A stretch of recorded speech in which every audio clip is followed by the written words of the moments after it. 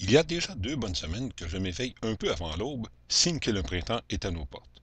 Non pas que je sois stressé, simplement mon corps ressent l'appel de la nature. Depuis de nombreuses années, dans les jours qui précèdent l'arrivée officielle du printemps, je remarque que mon horloge biologique devance légèrement l'horloge astronomique et bien davantage l'horloge analogique. Ainsi, je me réveille avant que la lumière du jour se fasse insistante à la fenêtre de la chambre. Côté réveil matin, le changement à l'heure avancée n'aura lieu que dans quelques semaines. Pourtant, j'ai les yeux grands ouverts. Je me sens reposé, disposé à me lever et entreprendre une autre journée. À l'écoute de mon corps, ces doux moments de transition m'offrent du temps pour faire le point sur les événements qui auront tout fait de bousculer l'horaire de la journée. Rendez-vous, imprévus, tâches à réaliser, études, devoirs, entraînements, amis.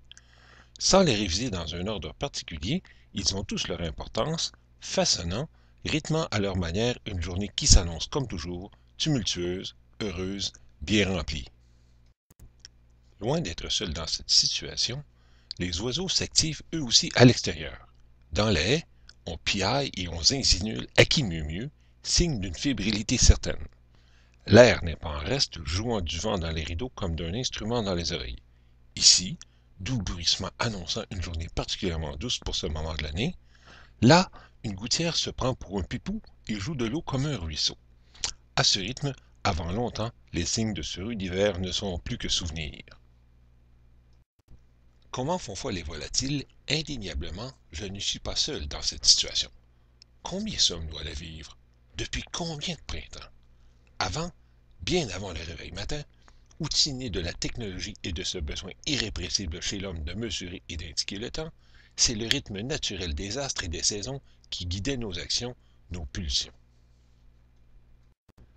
L'approche de l'équinoxe du printemps annonce depuis des temps immémoriaux la préparation au semis, l'appel des grandes migrations. Le moment où l'obscurité bascule au profit de la luminosité, cette lumière qui veille à égayer nos sens, à stimuler idées et activités. Si je n'écoute que mon corps, j'ai le goût de sortir, de bouger, de jogger. Pulsion par laquelle je me laisse porter. Une bouchée, une gorgée et quelques exercices d'échauffement plus tard, me voici à l'extérieur prêt à courir mon 5 km matinal. Au gré des pas, la réflexion matinalement entreprise se poursuit et elle me dit que nos ancêtres médiévaux ne couraient certainement pas pour le plaisir, mais devaient utiliser leurs jambes pour fuir, se déplacer, en fonction de besoins précis, autrement plus primaires que les nôtres. Pour survivre, se nourrir, mais aussi pour se réunir, s'entraider et pourquoi pas jouer, célébrer, danser. Au passage, je salue un autre coureur. Au loin, les couleurs du jour se font plus pastel, moins intenses. Signe que l'astre du jour a maintenant franchi la ligne d'horizon. Quelques pas devant moi, d'autres coureurs semblent aller au même rendez-vous que moi, vers la santé, la forme, le bonheur. En fin de parcours, les étirements font aussi partie du rituel. Je songe aux bienfaits de ces précieuses petites actions. Athlètes de haut niveau, astronautes, artistes de la piste, tous doivent s'y astreindre afin d'aider leur corps à être une machine optimale. Pas trop pire, je suis encore souple. Mais c'est sans commune mesure avec ces contorsionnistes qui ne cessent de nous impressionner. Songe plus intense malgré mon évident état d'éveil. Mais wesh la tête ce matin! Temps et espace semblent se jouer de moi, comme si d'habitude il n'en était rien. Médiévaux et contemporains, par monts et par vaux, la plupart d'entre eux devaient se rendre au bourg, au château, au village, comme nous vers la ville, presque par instinct, guidés par la lumière nouvelle du printemps, par la rumeur de l'agglomération au loin, par les sons musicaux et la fièvre festive qui s'en dégage. Aussi, par besoin de se rencontrer, de prendre des nouvelles des autres, de se taquiner et de jouer, de partager nos rêveries et nos idées d'un monde meilleur concocté au pied du foyer. Je me remémore tout à coup ces quelques vers si à propos. Hiver, temps de cumul, temps de recul, temps de reclus, temps d'accumulation, temps de méditation, temps de préparation. Printemps, temps des princes, des idées grandissantes au grand jour, au jour grandissant.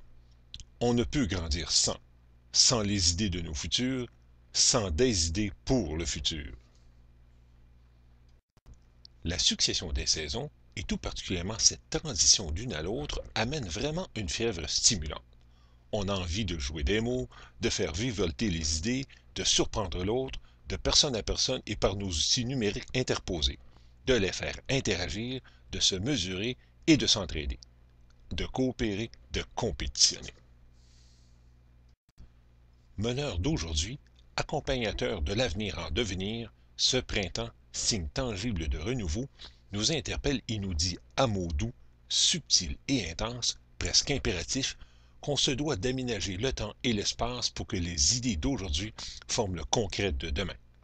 Hier, les sages des environs se réunissaient au pied des contreforts de la ville avant d'y être admis.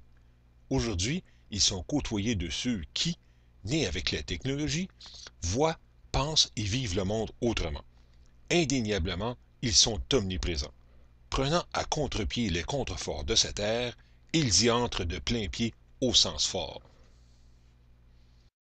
Belle occasion pour les meneurs d'aujourd'hui de momentanément tirer leur révérence au profit de la référence de demain.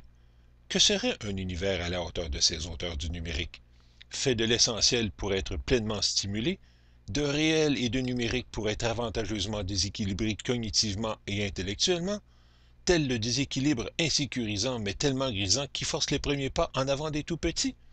Une acrobatie en soi, puis une autre, encore et encore, pas à pas dans un conflit perpétuel, devenant progressivement amalgame entre l'équilibre et le déséquilibre, entre la stabilité et le désir d'avancer.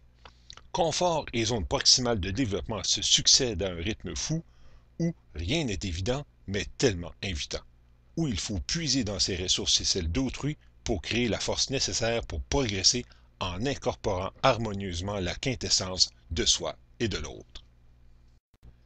Inspirés des arts martiaux, les acrobates, équilibristes, danseurs, artistes et contorsionnistes le sont dans leurs idées tout comme en piste. Le déséquilibre calculé, le transfert de poids transformé en une force d'impulsion payante, base sur laquelle ils vont construire, mixer de nouvelles idées pour un nouveau mouvement plus osé. À leur manière, à leur échelle, ils franchissent les murs, dépassent les limites, passent outre les idées établies, préconçues. Ils veulent créer un monde à leur image, jeune, vif, simple, articulé, fort, souple, particulier, inclusif, respectueux, vrai, mais aussi numérique. Un monde où les idées sont à la fois mises en commun virtuellement et réellement, confrontées et valorisées, d'abord à titre d'initiative individuelle, puis de contribution collective. En ayant une poussée réflexive individuelle, on développe plus rapidement des choses en se disant qu'un jour, elles seront nécessairement intégrées à une action plus vaste et commune qui va plus loin pour le bien de tous. Une idée marginale, décalée, aura l'avantage de remettre en question les bases reconnues. C'est sain et nécessaire dans un processus de créativité et de renouvellement. Ainsi va la réflexion individuelle axée sur le progrès de la communauté, la collectivité. Un travail de concert contribuant à l'avancement d'un projet commun. À tour de rôle et dans l'entraide d'un ballet dynamique et aérien, tantôt ils fendront l'air, s'appuieront dessus en d'autres temps, optimisant l'énergie au profit de tous. Gracieusement et avec souplesse, avec force et agilité, synchrones et coopératifs, ils iront à la rencontre de l'autre, anxieux de relever les défis qui les attendent. Famille et école en sont les sources, l'ATU et Zone 01 en sont les creusets.